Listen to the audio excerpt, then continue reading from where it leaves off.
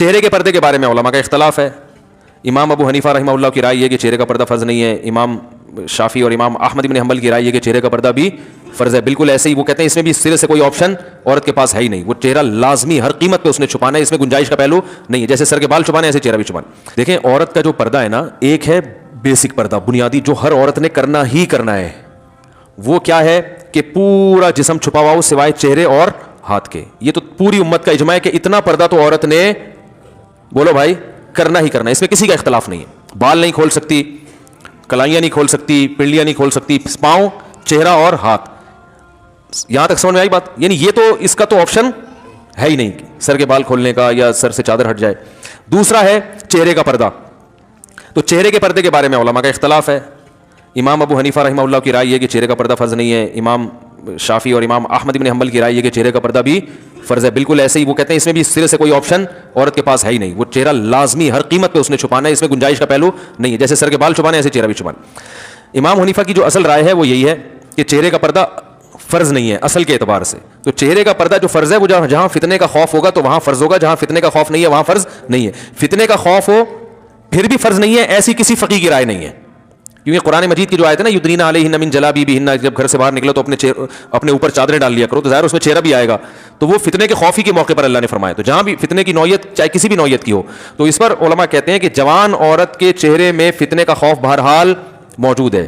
سارے تو مسائل چہرے ہی سے پیدا ہوتے ہیں نا, تو اس لیے فتنے کی وجہ سے چہرے کا کے چھپانے کا حکم دیا جائے گا. اور فتویٰ اسی پر ہے کہ اگر کوئی جوان عورت چہرہ نہیں چھپاتی تو وہ گناہگار ہوگی. امام حنیفہ کا جو قول ہے نا چہرہ فرض نہیں ہے, وہ اس صورت میں کہ جب فتنے کا خوف نہ ہو. یعنی یہ اس میں ایک نرم پہلو نکلتا ہے کہ بعض دفعہ ضرورت ہوتی ہے چہرہ کھولنے کی, بعض دفعہ خوف ہی نہیں ہوتا بالکل بھی. تو اب متاخرین حنفیہ کا فتویٰ اسی پر ہے, اور اسی پر تقریباً سارے علماء جو فقہ حنفی کو فالو کرنے والے ہیں سب متفق ہو چکے ہیں. اور آج سے نہیں, آج سے 700-800 سال پہلے یہ فتویٰ دیا جا چکا ہے کہ اب عورت کو چہرہ کھولنے کی اجازت نہیں ہے. کیونکہ نبی صلی اللہ علیہ وسلم کے دور میں باندیاں ہوتی تھیں, بیویاں بہت کثرت سے, تو حلال اتنا زیادہ ملتا تھا کہ حرام کی طرف لوگوں کے قدم نہیں جاتے تھے, اور وہ مواقع بھی نہیں تھے برائی کے. اب حلال میں پابندیاں لگ گئی ہیں اور حرام, تو اب لوگوں کی نظر اتنی صاف نہیں ہے. اب کوئی جوان عورت جائے گی تو بہت زیادہ امکان ہے کہ لوگ بری نیت سے اس کو دیکھیں گے. تو اس لیے عورت پر چہرہ چھپانا اس زمانے میں فرض ہے. بات آئی سمجھ میں؟ تو یہ تو ہو گیا. لیکن اس میں چونکہ اختلاف ہے اور ایک پہلو نکلتا ہے, تو جہاں شدید مجبوری ہوگی تو وہاں گنجائش دی جائے گی. مجبوری کا مطلب کوئی ایکٹر ہے, اداکارہ ہے, فلم ایکٹریس ہے, وہ توبہ کر رہی ہے, تو اب اس بیچاری نے جہاں ایسی بے حیائی میں زندگی گزاری, اب اس کو تھوڑا نرمی کی طرف کہ بھائی چلو تم وہ پردہ کر لو جو سب کا جس پر اتفاق ہے. Some thing is better than nothing. اب آپ اس کو مکمل کہیں گے جی وہ سر کے بال سے لے کے پاؤں کے ناخن تک, تو اس کے لیے مشکل ہوگا. بات آ رہی ہے سمجھ میں؟ تو ایک علماء صلحاء کے گھرانے کا معاملہ کچھ اور ہے, ایک بالکل لبرل عورت جو بیچاری توبہ کر رہی ہے, تو اس کو تو گنجائش کا پہلو دیا جائے گا نا. بھائی پہلے تو بالکل ہی ڈانس کرتی تھی, ناچتی تھی, گاتی تھی, ایکسپوز کرتی تھی, چلو اب اتنا ہو کہ چہرہ کھول لو, باقی جسم ڈھانپ لو. تو ایسے موقع پر اس کو گنجائش دی جائے گی, گنجائش کے فتوے سے فائدہ اٹھا کے. سمجھ لیں؟ یا کسی عورت کے لیے اور مشکلات پیش آ رہی ہیں معاشرے میں, بہت جینا حرام کر دیا, بعض دفعہ رشتہ دار طلاق تک دے دیتا ہے شوہر پردہ کرنے پر. تو جہاں عورت کو یہ خطرہ ہو کہ میاں طلاق ہی دے دے گا, تو عزیمت تو یہ کہ لے لے طلاق. لیکن وہ خطرہ ہے کہ بھائی طلاق کے بعد میں کہاں جاؤں گی, کسی برائی میں نہ پڑ جاؤں. تو پھر ایسی صورت میں بھی اس عورت کو گنجائش دی جاتی ہے, بھائی مجبوری ہے, تمہارا شوہر نالائق ہے, زبردستی کر رہا ہے, تو چہرہ دیور کے سامنے ایسی مجبوری میں کھولنے کی گنجائش ہوگی. انشاءاللہ گناہ بیوی کو نہیں ہوگا, شوہر کو پھر بھی گناہ ہوگا کہ مجبور کیوں کر رہا ہے اس کو. تو یہ ہے تیسرا پردہ ہے, وہ ہے تقویٰ. تقوی کا تقاضا یہ ہے کہ عورت سر کے بال سے لے کے پاؤں کے ناخن تک اپنے آپ کو, اچھا یہ جو بوڑھی عورتیں یہ چہرے کے پردے سے مستثنا ہیں, ان پر لازم نہیں کیونکہ اس میں فتنہ نہیں ہوتا. تو تقوی کا تقاضا یہ ہے کہ سر کے بال سے لے کے پاؤں کے ناخن تک اپنے آپ کو ڈھانپ لے, جیسے عرب عورتیں کرتی ہیں. دیکھا ہوگا دیندار عرب عورتیں ہاتھوں میں دستانے ہوتے ہیں. بعض حضرات یہ بھی کہتے ہیں اتنا پردہ اسلام میں نہیں ہے, پورا جن بنا دیا اس کو, ایسا یہ غلط ہے. اسلام نے پردے کو اپریشیٹ کیا, جتنا زیادہ اپنی مرضی سے عورت پردہ کرے گی اتنا زیادہ پسندیدہ ہے. صحابیات میں مخدرات بھی ہوا کرتی تھیں. مخدرات کہتے ہیں وہ عورتیں جن کے جسم کے کپڑے پر بھی کسی کی نظر نہیں پڑتی تھی, اتنا اپنے آپ کو مردوں سے چھپاتی تھیں. تو اسلام نے عورت جتنا زیادہ پردہ کرے گی اس کو اپریشیٹ کیا ہے. ہاں بشرطے کہ اس سے ضروری کاموں میں حرج نہ ہو رہا ہو.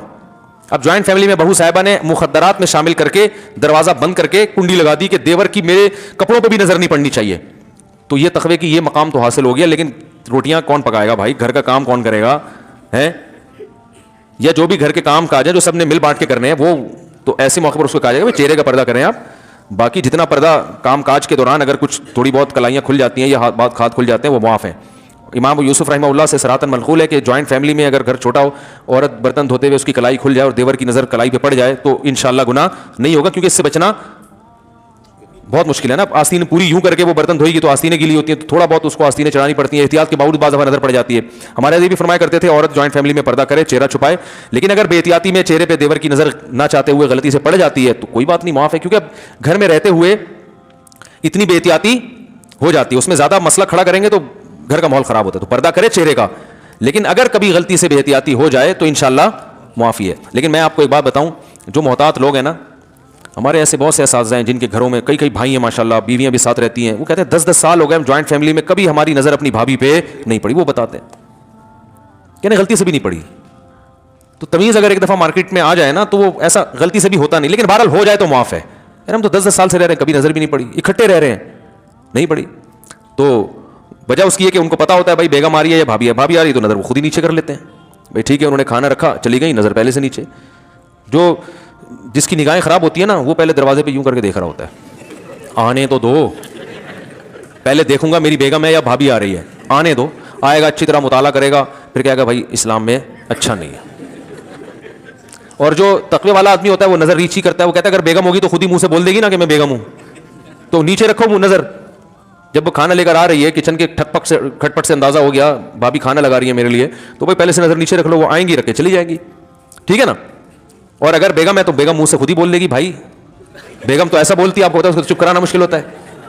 بولے گی بڑے شریف بن رہے ہو ہیں، وہ بولے گی نہیں، وہ ایسا بولے گی کہ بلوائے گی آپ کو پھر وہ. خیر، تو تمیز والے سب اگر ہو جائیں نا تو معاملہ آسان. ایک جوائنٹ فیملی میں گھر کی خواتین سارے کام کاج بھی کر لیتی ہیں اور پردے پر بھی عمل ہو جائے. ایک بھی اگر شرارتی ہوگا نا دیوروں میں، وہ فتنہ کھڑا کرتا ہے، اور ہوتے ہیں، اللہ معاف فرمائے، آپ لوگوں کے علاوہ کی بات کرو. جناب مفتی صاحب، میں درس سے مکی سنتی ہوں یا آپ کا درس، تو میری استانی کہتی ہیں کہ سر پر دوپٹہ اوڑھ کر سنو، جبکہ میں اس وقت جھاڑو پوچھا وغیرہ کر رہی ہوتی ہوں. بھائی وہ مولانا مکی صاحب کو آپ سنتی ہیں تو وہ تھوڑی دیکھ رہے ہوتے ہیں آپ کو، تو بہتر ہے کہ سر پہ ویسی چادر رکھنی چاہیے عورت کو ہر وقت، حیا کا تقاضا ہے، لیکن یہ واجب نہیں ہے. تو وہی ہے نا، جتنا کرے گی پردہ اتنا اچھا ہے، حیا کا تقاضا ہے لیکن واجب نہیں ہے. دوپٹہ اوڑھنا ضروری نہیں ہے. پل صراط پر سے لوگ حساب کتاب کے بعد گزریں گے یا پہلے؟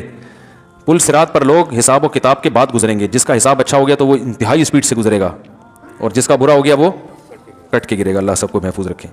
ہم خواتین کو جماعت کے ساتھ نماز کا طریقہ بتا دیں. وہی طریقہ جو مردوں کا ہے، جو جس طرح سے مرد پڑھ رہے ہوتے ہیں خواتین بھی اسی طرح سے پڑھیں گی. میرے گھر میں اور میرے شوہر 2 چھوٹے بچے رہتے ہیں، کوئی نامحرم نہیں ہے کیا میں اپنے شوہر کے سامنے بھی دوپٹہ اوڑھ کر؟ نہیں بھائی، شوہر سے پردہ نہیں ہے. باقی گھر میں اگر عورت حیا کے ساتھ رہے، نارمل حالات میں سر پہ چادر رکھے تو اچھی بات ہے، اس سے حیا کا ماحول، خاص طور پہ بچے جب بڑے ہو رہے ہوں. میرے یہ ہو گیا، وہ دوسرا غلطی سے میں نے دوسرا دے دیا. جلدی اسپیڈ مارو یار، بہت ٹائم ہو گیا. بیوہ عورت اپنے بیٹے کی وجہ سے دوسری شادی نہ کرے، اسے پالنے پوسنے میں زندگی لگا دے اور شادی کے بعد اس کی بیوی اور ماں کی نہ بنے، تو کیا وہ اپنی بیوی کو ماں سے الگ رکھ سکتا ہے؟ بیوہ عورت نے جو اپنے بیٹے کی وجہ سے شادی نہیں کی، یہ غلط کیا. اس بارے میں ایک حدیث پیش کی جاتی ہے ابو داؤد کی کہ جو عورت اپنے بچوں کی وجہ سے شادی نہیں کرے گی قیامت کے دن میرے ساتھ ہوگی. یہ حدیث صحیح نہیں ہے اور دوسری نصوص کے خلاف بھی ہے. قرآن میں بے نکاحوں کو نکاح کی ترغیب دی ہے، اس میں بیوہ بھی داخل ہیں، طلاق یافتہ بھی داخل ہیں، مرد بھی داخل ہیں، عورتیں سب داخل ہیں اس میں. تو جو بھی بغیر نکاح کے ہو اس میں قرآن نے اس کو ترغیب دی ہے کہ وہ کلے زندگی، بولو بھائی، اکیلے زندگی نہ گزارے. تو اور احادیث میں بھی.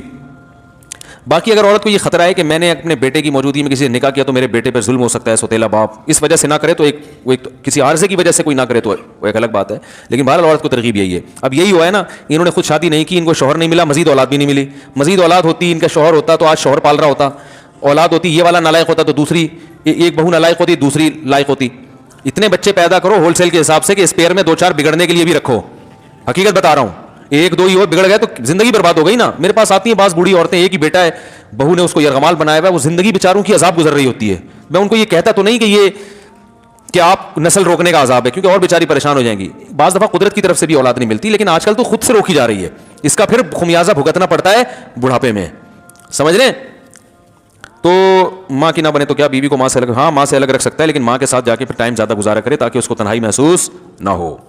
مفتی صاحب، شریعت کے مطابق حق مہر کتنا ہونا چاہیے؟ جو میاں بیوی میں آپس میں طے ہو جائے، اس میں شریعت نے کوئی پابندی نہیں لگائی ہے. مفتی صاحب، آپ جمعے کا خطبہ بہت اچھا دیتے ہیں، آپ سے گزارش ہے کہ میں خطبہ ریکارڈ کروا دیں. جی انشاءاللہ بھائی، نوٹ کر لو، جمعے کا خطبہ ریکارڈ کرنا ہے. مفتی صاحب، آپ نے جو گزشتہ جمعہ میں جو شرک پر بیان کیا، اس بیان سے کئی لوگوں نے غیر اللہ کو پکارنا اور ان سے مانگنا چھوڑ دیا. یہ رپورٹ پیش کی، انہوں نے مسئلہ نہیں پوچھا. مفتی صاحب وہ 70,000 کون لوگ ہیں جو بنا حساب کے جنت میں جائیں گے؟ حدیث میں آتا ہے جو تعویذ گنڈے نہیں کرتے تھے, رقیہ نہیں کرتے تھے اور اللہ پہ توکل کرتے تھے, ایسے 70,000 لوگ جنت میں جائیں گے. تو توہمات کی دنیا, تعویذ جائز ہے مگر عزیمت کے خلاف ہے. گنجائش ہونا الگ چیز ہوتی ہے. اعلیٰ درجے کا توکل یہ ہے کہ اپنے آپ کو, علامہ نووی رحمہ اللہ نے اس حدیث کی شرح میں لکھا ہے کہ جو جائز تعویذ ہے اس سے بھی بچائے انسان اپنے آپ. دعاؤں پہ فوکس کرے, دعا, جب کوئی کام بگڑ جائے تو اللہ سے دعا مانگے, بس یہ زیادہ بہتر ہے. عشاء کی مفتی صاحب کیا خواتین آپ کو ویڈیو میں دیکھ سکتی ہیں؟ اور کیا میں خواتین کو ویڈیو میں دیکھ سکتا ہوں؟ مجھے خواتین ویڈیو میں دیکھ سکتی ہیں نہیں دیکھ سکتی, میں کوئی الگ سے کوئی میرے لیے شرعی کام نہیں ہے. یہ سوال یہ ہونا چاہیے کہ کسی مرد عالم کو خواتین ویڈیو میں دیکھ سکتی ہیں کہ نہیں دیکھ سکتی. احتیاط کا تقاضا تو یہی ہے کہ نہ دیکھیں, ویڈیو منیمائز کر کے, ان کو دیکھ کے کیا کرنا ہے بھائی, منیمائز کر کے صرف آڈیو سنیں. اور اگر کسی کو فتنے کا دور دور تک کوئی اندیشہ نہیں ہے, کوئی غلط خیال نہیں آ رہے تو دیکھنا بھی جائز ہے. تو احتیاط کا پہلو ہے. اور اگر خدا نخواستہ کوئی فتنہ آ رہا ہے, کسی سے بھی آ سکتا ہے, وہ مجھ سے ضروری نہیں ہے, کوئی بھی عالم ہو فتنہ آ سکتا ہے, کوئی بھی کسی پہ لٹو ہو سکتا ہے. تو اگر ایسا لٹو مٹو ہونے کا چانس ہو رہا ہے تو بالکل حرام ہے دیکھنا, اپنے آپ کو فتنوں میں ڈالنا جائز نہیں ہے. پھر دین کے نام پہ شیطان جو ہے نا وہ رغلائے گا. اور آپ بھی خواتین کو بلا وجہ نہ دیکھیں. اگر کوئی ضرورت ہے کسی خاتون کو دیکھنے کی, جیسے فیمیل ٹیچر اس یونیورسٹی میں پڑھا رہی ہوتی ہے, مسلسل منہ نیچے کر کے پڑھنا ممکن ہوتا ہے, اور حکومت کو تو گناہ ملے گا کہ فیمیل میل کو کیوں پڑھا رہی ہے, لیکن اب سسٹم ایسا بنا ہوا ہے تو ایسی مجبوری میں دیکھ سکتے ہیں. اس میں بھی شرط یہ ہے کہ دل میں خیالات برے نہ آئیں, ٹھیک ہے نا, اپنی بہن سمجھ کے, امی سمجھ کے دیکھیں آپ ان کو, اور اس میں بھی حتی الامکان احتیاط کریں, کیونکہ ایسی موقع پہ ضرورت ہوتی ہے. انٹرویو دینے کہیں گئے ہیں تو فیمیل کوئی خاتون انٹرویو لے رہی ہوتی ہیں جاب, اب آپ منہ نیچے کر کے انٹرویو دیں گے, وہ انہیں اچھا نہیں سمجھا جاتا اس کو, تو آپ بقدر ضرورت اس کی طرف دیکھ کے آپ انٹرویو دے سکتے ہیں اس کو. یہ کسی سے بات کرنی پڑ جائے, کبھی مجبوری میں دیکھنا پڑ جائے, بلا وجہ پھر ڈرامے فلمیں دیکھنا شروع کر دیں, یہ کہاں سے جائز ہے؟ تو کوئی ضرورت ہو تو ٹھیک ہے, ضرورت نہیں ہے تو ٹھیک نہیں ہے. اور اگر ضرورت ہو لیکن فساد کا خطرہ ہو, برے خیالات کا خطرہ ہو, تو یہ بالکل جائز نہیں ہے. اور خطرہ ہر آدمی کے لیے, کنواروں کو خطرے زیادہ ہوتے ہیں, میرڈ آدمی کے لیے خطرہ کم ہو جاتا ہے. تو یہ بھی فرق ہے اس میں. ہم چھڑے چھاٹوں کو تو قطعاً اجازت نہیں دیتے کہ وہ یوٹیوب پہ یا ادھر ادھر کسی اچھی نیت سے بھی انٹی کو دیکھنے کی کوشش کریں. آپ اچھی نیت نہیں, آپ کا دماغ جو ہے نا کسی اور طرف جائے گا. عشاء کی نماز کے بعد 2 رکعت نفل یا سنت حضور صلی اللہ علیہ وسلم سے بیٹھ کر پڑھنا ثابت ہے یا نہیں؟ بہت سارے لوگ کرتے ہیں. بیٹھ کے پڑھنا ثابت ہے مگر آدھا ثواب ہے اس میں. کوئی بھی نوافل بیٹھ کے پڑھے جا سکتے ہیں, نبی صلی اللہ علیہ وسلم سے ثابت ہے مگر آدھا ثواب ہے. کیا حکیم صاحب کے لیے جائز ہے کہ وہ ہر آنے والی عورت کی نبض ہاتھ پکڑ کر دیکھیں اور درمیان میں کوئی حائل نہ ہو؟ نہیں, جائز نہیں ہے. ان کو چاہیے کہ ہاتھوں میں گلوز پہنے, باریک گلوز بھی آتے ہیں نا, اس سے نبض کی بھی حرکت کا اندازہ ہو جاتا ہے. تو یہ حکیم کوئی بھی ہو اس طرح سے نبض دیکھ سکتے ہیں, ورنہ بلا حائل عورت کو ہاتھ لگانا جبکہ ضرورت بھی نہیں ہے نا, ایک کام گلوز سے بھی ہو سکتا ہے. مفتی صاحب تفسیر قرآن میں سب سے بہترین تفسیر کون سی ہے جو گھر میں تمام افراد پڑھیں؟ یعنی مفتی شفیع صاحب کی, حکیم الامہ مولانا تھانوی رحمہ اللہ کی سب سے بہترین تفسیر علماء کے لیے بیان القرآن ہے, حضرت مولانا اشرف علی تھانوی رحمہ اللہ تعالیٰ کی. ابھی عصر کے بعد, مغرب کے بعد میں اس کا مطالعہ کر رہا تھا, تو میں ایک دوست بیٹھے ہوئے تھے, ان کو بتا رہا تھا یار یہ ایسی تفسیر, وہ قرآن کو حل کیا اس میں, زیادہ ادھر ادھر کی باتیں بھی نہیں ہے, ٹو دا پوائنٹ بات ہوتی ہے, لیکن وہ علماء کے سمجھنے کی, عوام کے سمجھ میں ہے اردو میں, مگر پھر بھی وہ علماء کو سمجھنے کی ہے. عوام کے لیے معرف القرآن بھی ٹھیک ہے, اور ابھی حضرت مفتی تقی عثمانی صاحب کا جو آسان ترجمہ ہے وہ بہت آسان ہے, عوام کے سمجھنے کے لیے بہت اچھا ہے. بہت ساری تفسیریں, جو سب سے اچھی ہے میری نظر میں وہ میں بتا رہا ہوں. استاد جی جمعے کے دن بیان کے بعد لوگ چلے جاتے ہیں اور سنتیں اکثر بھول جاتے ہیں, تو پلیز نصیحت کریں بھائی, سنتیں پڑھا کرو, سنتیں موقع ہیں. یہ مولانا طارق جمیل صاحب نے داڑھی پر کلر لگایا ہوا ہے, یا ٹھیک ہے, یا یہ ٹھیک ہے یا نہیں؟ وہ ویڈیو میں ان کی داڑھی کالی لگتی ہے, میں ان سے کئی دفعہ ملا ہوں, ان کی داڑھی پہ بلیک کلر نہیں ہے, براؤن کلر ہے. کیمرہ جو ہے نا کلر ہی چینج کر دیتا ہے, کیمرے کے تو اپنے کلر ہوتے ہیں نا, تو ان کی داڑھی بلیک نہیں ہے بلکہ تو براؤن کلر لگانا جائز ہے. کئی دفعہ ملا ہوں تو بالکل الگ کلر نظر آ رہا ہوتا ہے, جو کیمرے میں تو بلیک نا, ویسے ملو تو صاف پتہ چل رہا ہوتا ہے یہ بلیک کلر نہیں ہے, براؤن کلر ہے. تو کلر لگا سکتے ہیں اور داڑھی کو رنگین بھی کر سکتے ہیں. آپ صلی اللہ علیہ وسلم نے حضرت ابو بکر کے والد کو جب دیکھا کہ سفید داڑھی ہے, تو آپ نے فرمایا کہ اس رنگ کو تبدیل کر دو, لیکن کالے رنگ سے بچو, تو آپ نے ترغیب دی. تو اور خاص طور پہ علماء کے لیے تو یہ اس لیے بھی اور زیادہ مستحب ہے کہ دیندار لوگوں کی اگر پرسنالٹی ایک زیادہ دیکھنے میں خوبصورت لگتے ہیں نا, تو بات اثر بھی انسان کی شخصیت کا بھی بڑا اثر پڑتا ہے. دیکھو تمام پیغمبر خوبصورت آئے ہیں, کوئی پیغمبر بصورت نہیں بھیجے اللہ نے, کیونکہ شکل و صورت کا بڑا اثر پڑتا ہے, یہ نیچر ہے انسان کی. گورے پتہ ہے کیا کہتے ہیں, خوبصورت لوگوں کا کامیاب ہونے کا چانس بصورتوں سے زیادہ ہے, ان کو لوگ جلدی قبول کر لیتے ہیں, حالانکہ اس کا عمل سے تعلق نہیں ہے, لیکن ایک انسانی نیچر ہے. تو آپ کوئی بصورت ہے تو بھائی وہ دوسرے طریقے سے اعمال میں خوبصورتی پیدا کر کے اس کو پورا کر لے. قد چھوٹا ہے آپ کا, تو آپ اعمال ایسے کرو جن کا قد بہت اونچا ہو. تو اس طرح سے تلافی ہو سکتی ہے. قد بھی چھوٹا ہے, شکل بھی اچھی نہیں ہے, اعمال بھی ٹھیک نہیں ہے, باتیں بھی گندی ہیں, پھر معاشرے میں آپ بچپن میں کہتے تھے نا, کوئی الٹی سیدھی بات کرتے ہیں, کہتے ہیں یار شکل اچھی نہیں ہے تو بات تو اچھی کر لیا کرو. چلو شکل تو اللہ نے بنانی, بات تو خود سوچ کے کر رہے ہو نا. یہ بڑا بچپن میں ملفوظ چلتا تھا. تو قدرت کی طرف سے ایک آزمائش ہے. وہ عبداللہ بن مسعود بہت دبلے پتلے تھے, چھوٹے قد تھے, پنڈلیاں اتنی باریک تھیں کہ شلوار تھوڑا نیچے رکھتے تھے تو پنڈلیاں نظر نہ آئیں. لیکن علم میں اتنا کمال پیدا کیا کہ حضرت عمر جو اونچے قد کے تھے نا, حضرت عمر کی تو بڑی پرسنالٹی تھی. جب کوفہ سے حضرت ابن مسعود چل کے آتے مدینہ, حضرت عمر ان کے استقبال میں کھڑے ہو جاتے تھے اور فرماتے ہیں کنیف ملیا علما, چھوٹے سے قد کا آدمی علم سے بھرا ہوا ہے. صحیح ہے نا, علم کے لحاظ سے اسپیس بہت ہے, علم سے بھرا ہوا ہے. تو اس طرح سے تلافی کرنی چاہیے, کیونکہ جو خوبصورت ہے اگرچہ اعمال اچھے بھی نہ ہوں لیکن پھر بھی لوگ بعض دفعہ خوبصورتی کی وجہ سے اس سے محبت کر لیتے ہیں. تو اس کے پاس ایک آپشن ہے, ٹھیک ہے نا. جو بیچارہ خوبصورت نہ ہو پھر اعمال بھی اچھے نہ ہوں, اس کی ناکامی کا چانس زیادہ ہوتا ہے. اور اگر اعمال اچھے کرے گا تو اللہ اس کی میں اگر خوبصورتی نہیں ہے تو اس کی بھی تلافی قیامت کے دن کر دے گا, اس کے نعم البدل عطا کرے گا اس کو قیامت کے دن. تو علماء کو چاہیے ویسے بھی اپنا پرسنالٹی کا بہت زیادہ خیال کریں تاکہ لوگوں پر ان کی بات زیادہ اثر کرے. سفر میں سنت نفل پڑھ سکتے ہیں یا نہیں؟ سفر بھائی کئی دفعہ بیان کر چکا ہوں, دو طرح کا ہوتا ہے. ایک ٹریول کرتے ہوئے آپ جا رہے ہیں, یہاں سے لاہور جا رہے ہیں ٹرین میں, تو ایسے موقع پہ تو صرف فجر کی 2 سنتیں پڑھیں اور وتر پڑھیں, باقی سنتیں چھوڑ دیں. لیکن اگر کہیں مقام پہ پہنچ چکے ہیں 12 دن کے لیے 10 دن کے لیے, تو ہیں تو مسافر لیکن وہ مشقت بالکل ختم ہو گئی ہے, تو اب وہاں پر سنت موقدہ ہی رہتی ہیں. حدیث میں جو نبی صلی اللہ علیہ وسلم سے سفر میں سنتیں چھوڑنا ثابت ہے وہ ٹریولنگ کے دوران والی روایات ہیں. کیا بچوں پر کوئی نام بھاری پڑتا ہے؟ کچھ نہیں بھاری پڑتا ہے, جو نام رکھو اچھا سا نام رکھو. مفتی صاحب بیان کے وقت کو تھوڑا مختصر کریں, لوگ بہت دور سے آتے ہیں, مجھے دیتے ہیں کون ہے بھائی یہ. ایک صاحب بولتے ہیں کہ آپ عالم نہیں ہیں, آپ کے پاس جو ڈگری ہے وہ جعلی ہے, اور یہ بھائی جو مجھے عالم نہیں سمجھتا وہ بیان نہ سنے.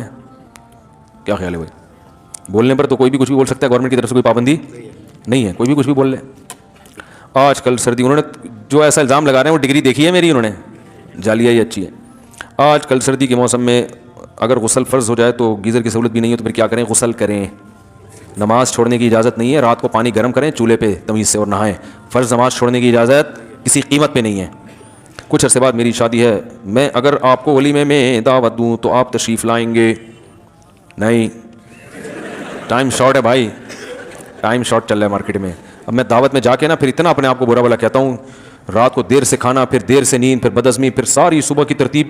ان کے تو دعوت ہو گئی اور ہمارا بیڑا غرق ہو گیا اس سے, ایسی کی تیسی ہو جاتی ہے, سارا دن خراب گزرتا ہے, سارے کام رہ جاتے ہیں. تو بھائی جس کو بڑی محبت ہے یا تو وہ دوپہر کا, اب پھر دوپہر کو لوگ بلانا شروع کر دیں گے, جس کو بہت محبت ہے وہ بس محبت کا ویسے اظہار کر دے. ہاں بعض دفعہ لوگ نکاح پڑھانا چاہتے ہیں مجھ سے, تو اس کا ہم جو ہے نا, وہ بہت سارے لوگ ہیں جو نکاح پڑھوانا چاہتے ہیں, تو نکاح پڑھوانے میں تو کوئی ٹائم لگتا نہیں ہے, تو اس کا ہم ایک ایسا ٹیکنیکل طریقہ بھی نکال رہے ہیں, آن لائن کوئی سسٹم بنا دیں گے کہ پوری دنیا میں, اور اس میں فائدہ یہ بھی ہوگا کہ بہت سے لوگ سادگی سے نکاح کرنا چاہتے ہیں. یہ تو شریعت میں ترغیب ہے نا اس کی, تو جب سارے کام آن لائن ہو رہے ہیں تو نکاح بھی کیسا ہونا چاہیے؟ ارے تم ادھر ہی بیٹھو, تم ادھر ہی بیٹھو, ادھر سے ہی ہو جائے گا. آج ہمارا مغرب کے بعد مشورہ ہوا ہے, ایک ہمارے دوست ہیں بڑے زبردست مشورے لے کے آتے ہیں مارکیٹ میں. انہوں نے کہا بھائی دیکھو, دنیا میں نکاح کو آسان بنانے کا ایک بہترین طریقہ یہ بھی ہے کہ مفتی صاحب آپ ایک کام ایسا کرو کہ ایک ویب سائٹ بناتے ہیں, پوری دنیا میں جو جہاں بیٹھا ہے, بھائی زنا معاشرے میں پھیل رہا ہے نا, تو نکاح کو بھی آسان بنانا چاہیے نا. بہت سے لوگوں پریشان ہوتے ہیں کہ کیا کرنا ہے, تو بھائی جو جہاں بیٹھا ہے وہیں بیٹھے بیٹھے اس کی شادی اس سے ہو جائے جو جہاں بیٹھی ہوئی ہے, کہیں دور جانے کی ضرورت نہیں ہے. رجسٹریشن ہم مکمل نادرا سے کروا کے دے دیں گے اس کی. لڑکا امریکہ میں بیٹھا ہوا ہے, چیٹنگ ہو رہی ہے, اس کی ناروے میں لڑکی سے پھنسا گئے, آپس میں سیٹنگ ہو گئی, بھائی حرام ہے یہ سیٹنگ, نکاح کرو. ابے نکاح لوگوں کے نا لڑکی والے آئیں گے تو لڑکے والے جائیں گے, تو پھر یہ ہوگا, تو پھر فلانا ہوگا, پھر قاضی کو تلاش کریں گے. بھائی آن لائن نکاح ہے, آپ اس کو بولو تم وہی ناروے میں بیٹھو, پہلے نکاح کر لو, پھر آپس کی انڈرسٹینڈنگ سے جو طے کر لو کہ کہاں جانا ہے, کہاں رہنا ہے, کیسے ملنا ہے. ہاں اس میں یہ ہوگا کہ اگر 9 عمر لڑکیاں ہیں تو ان کے ابا کی بھی پرمیشن, وہ ہم ایسا نہیں کہ بچیوں کو باغی بنا دیں, اس کا خیال کریں گے ہم. اور جو ایجڈ خواتین ہوتی ہیں وہ تو شریعت نے ان کو خود اختیار دیا ہے, تو یا طلاق یافتہ یا بیوہ ان کو تو اختیار ہے نا. تو کنواری جو 9 عمر لڑکیاں, ان کے بارے میں ڈر ہوتا ہے کہ لڑکا الو نہ بنا رہا اس کو, کہ بھائی مفتی صاحب کی آن لائن نکاح ہوتا ہے, ابھی پڑھوا لوں, پڑھوا کے بیچاری کا بیٹا غرق کر دے گا, تو چھوڑ دیتے ہیں بعض دفعہ. تو اس میں میرا اصول یہ ہے کہ کوئی 9 عمر لڑکی آتی ہے نا, میرا فلاں سے نکاح پڑھا دیں, میں کہتا نہیں بھائی باپ کو لے کر آؤ, ابا کے بغیر کہ نہیں بہت اچھا ہے. میں نے کہا ابھی اچھا ہے, نکاح سے پہلے جب نکاح ہو جائے گا, ابا انوالو ہے نہیں, خاندان ہے نہیں, لٹکا کے چھوڑ دے. دیکھو اللہ کے خوف سے بیوی کے حقوق تو بہت ہی کم لوگ ادا کرتے ہیں, سالے اور سسر کے خوف سے جتنے حقوق ہیں نا آج کل وہ ان کے خوف سے ادا ہو رہے ہیں. تو بھائی ابا کو لے کر آؤ. ہاں میچور لڑکی ہے وہ ایک الگ بات ہے, وہ اپنا اچھا برا سمجھتی ہے. جو نوعمر بچی ہیں وہ تو نہیں. تو ایسا سیٹ اپ انشاءاللہ ہم بنائیں گے کہ بھائی تم امریکہ میں بیٹھے رہو, تم جاپان میں بیٹھے رہو, اور ہم یہیں بیٹھے ہوئے ہوں گے, اور ایک LED لگا دیں گے. گواہ بھی ہم ہول سیل, ان کا کچھ کمیشن بھی رکھ لیں گے گواہوں کا. جب تمہیں فون کیا 50 روپے میں تمہیں یہاں پہنچنا ہے. سمجھ رہے ہو نا, جب بھی فون کیا جہاں بھی ہوگے, تاکہ آسان ہو نا, تو 50 روپے میں تمہیں یہاں, وہ کمیشن 50 یا 100 یا جو بھی وہ تو مشورہ کر لیں گے. اور نادرا مادرا کا بھی جو بھی حساب ہے وہ کسی کے ذمہ لگایا. تو جو مجھے مشورہ دے رہے تھے, میں نے کہا پھر یہی بسم اللہ کر کے آپ ہی شروع کرو, بتاؤ نکاح میں پڑھاؤں گا, کیونکہ وہ تو لوگ دلچسپی لیتے ہیں نا کہ بھی مولانا صاحب پڑھائیں. تو اور یہ یہیں بیٹھے بیٹھے ہو جائے گا, آپ کا بھی ٹائم بچے گا اور ہمارا بھی. اب ہم جا رہے ہوتے ہیں, لانڈی جا رہے ہیں نکاح پڑھانے کے لیے, راستے میں پھنس گئے. اپنی شادی میں اتنی ٹینشن نہیں ہوئی تھی جتنی لوگوں کی شادیوں میں ٹینشن ہوتی ہے یار ہمیں. اپنی تو ہم بڑے آرام سے ہو گئی تھی, کوئی تھا ہی نہیں. صحیح ہے, دوسری تو ایسے ہی ہوتی ہے بھائی. تو اب کسی اور کے نکاح پڑھانے, پھر وہ دولہا والے آ رہے ہیں, دلہن والے آ رہے ہیں. او بھائی اتنی ٹینشن یار, تم کتنا ٹائم تم نے ہمارا پی گیا. تو یہیں بیٹھے بیٹھے بھائی تم وہیں بیٹھو ادھر ہی بیٹھو. اور یہ بھی ممکن ہے میں اپنی جگہ کسی نمائندے کو بھیج دوں, تم گواہ ہوا ہے, میں آن لائن نکاح پڑھاؤں گا, یا کوئی بھی مولانا صاحب پڑھا دیں گے جو کسی اور سے پڑھوانا چاہے. ایک سسٹم آ جائے گا نا لوگوں کے پاس, بھائی فلاں سے پڑھوانا ہے تو بھائی سسٹم ہے ہمارے پاس, اس سسٹم کے تحت آپ نے جس سے پڑھوانا ہے پڑھوا لیں آپ. ابھی ہمارے ایک ریلیٹیو تھے, ان کی شادی ہونے والی ہے نا, تو میں سوچ رہا تھا حضرت مولانا تاج صاحب سے نکاح پڑھواؤں. تو میں نے کہا یار ان کو فون کر کے بلانا لے جانا اتنی ٹینشن. تو میں نے کہا ڈیجیٹل سسٹم کے تحت ان سے بولوں گا حضرت وہیں سے بیٹھے بیٹھے پڑھا دیں. اب میری بات ہوئی نہیں ہے ان سے, لیکن یہ بڑا ٹیکنیکل طریقہ ہے بھائی, یہ سسٹمز کا فائدہ اٹھاؤ نا, فائدہ اٹھاؤ, آسان کر دو نکاح کو. تو وہیں میں نے ایسے نکاح پڑھائے بھی ہیں. لڑکی کینیڈا میں تھی, لڑکا دبئی میں.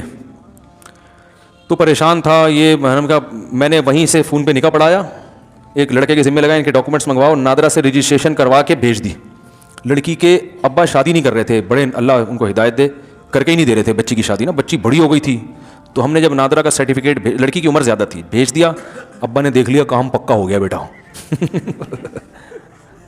تو پھر ابا نے مجھے بلایا دعوت میں کہ اب تو ہو ہی گیا کام, اب ایک شادی پبلک کو دکھانے کے لیے بھی کر لیں. انہوں نے مجھے خود کہا کہ بھائی بدنامی نہ ہو. میں نے کہا حرکتیں ایسی نہ کیا کرو نا کہ بچیوں کی, یہ ان سے کہا تو نہیں, دل میں سوچ رہا تھا بچی کی عمر دیکھو کتنی ہو گئی ہے, کر ہی نہیں رہے, دلچسپی نہیں ہوتی بعض لوگوں کو, سب کی بات نہیں, بہت سے ایسے بھی ہوتے ہیں. کام پکا ہو گیا بھائی, لڑکا بھی برائی سے بچ گیا, لڑکی بھی, اور ماشاءاللہ بڑی ہنسی خوشی زندگی گزار رہے ہیں. تو ان کے نے کہا اب ایسے بھی پڑھا دو. ہم نے کہا چلو ویسے بھی پڑھا دیتے ہیں پبلک کو دکھانے کے لیے, تو آپ بھی خوش ہو جائیں گے. یہ جھوٹی موٹی کا نکاح ہوا دوسرا, پہلا سچی مچی کا تھا, وہ نادرا بالکل. تو میں نے کہا دولہا سے کہا ساری زندگی یہ نادرا کا فارم سسرال سے چھپا کے رکھنا ہے. وہ بولیں گے یار شادی اس تاریخ کو ہوئی تھی, ڈیٹ وہ والی ڈلی. یہ بھی بڑا زبردست سین ہو جاتا ہے بعض دفعہ. تو لیکن میں نوعمر بچیوں کے ساتھ ایسا نہیں کرتا. ان کو تو کوئی لڑکا, اور بعض دفعہ دولہا کو انسان ذاتی طور پہ جانتا ہے, اس کو پتا ہوتا ہے کہ یار یہ خراب آدمی نہیں ہے. تو ایسا کوئی سسٹم انشاءاللہ بنا رہے ہیں. پھر آپ جہاں آپ لانڈی میں بیٹھے بیٹھے آپ کی شادی ہو جائے گی. لڑکی اورنگی ٹاؤن میں رہتی ہے, آپ لانڈی میں رہتے ہیں. بھائی نکاح پہلے نمٹاؤ یار, بعد میں پھر طے کرتے رہنا رخصتی کیسے ہوگی. کیا خیال ہے, کام سائڈ پہ لگاؤ, گڈی نو سائڈ پہ لاؤ. سارا مسئلہ نکاح سے پہلے کا ہوتا ہے. نکاح تو کر دو نا, پھر باتیں کرو, پھر خود ہی طے کرو اپنی بیگم سے فون پہ بات کر کے کہ ہم بتاؤ کس طرح سے ہم آپ شادی چاہتی ہو, کتنے افراد آنے چاہیے, مہر کتنا ہونا. مہر تو خیر نکاح میں پہلے سے طے ہو جاتا ہے. تو ایسا سسٹم دعا کرو بنا دیں, وہ جو بندے نے کام اپنے ذمہ لیا ہے وہ بھاگ نہ جائے. کہ ہوتا یہ کہ لوگ اپنے چکر میں لگ جاتے ہیں, وہ اپنے لیے اچھے اچھے نا رشتے چھاننا. اب یہ رفیع بھائی بیٹھے ہوئے ہیں, یہ تو خیر دیندار آدمی ہے, ان کو میں نے رشتوں کا کام لگایا, تو یہ اپنے لیے نہیں دیکھ رہے, اپنی تو ابھی تک ایک ہی ہے نا ان کی. ورنہ بعض دفعہ یہ بھی خطرہ ہوتا ہے کسی سے رشتے کا کام لو, وہ سارے چھانٹ کے نا اپنے لیے اچھے اچھے پیس اپنے لیے الگ کر لیتا ہے. اچھا بھائی گزارش عرض ہے کہ ایک مسئلے میں فرمایا جو کھیل بہت زیادہ ہو گیا یار, بہت لمبا ٹائم ہو گیا ہے, تھک گئے ہیں لوگ بھی. سبحان, پھر یہ جو سوال رہ گئے اگلے ہفتے. سبحان اللہ و بحمدہ, اشہد ان لا الہ الا انت, استغفرک.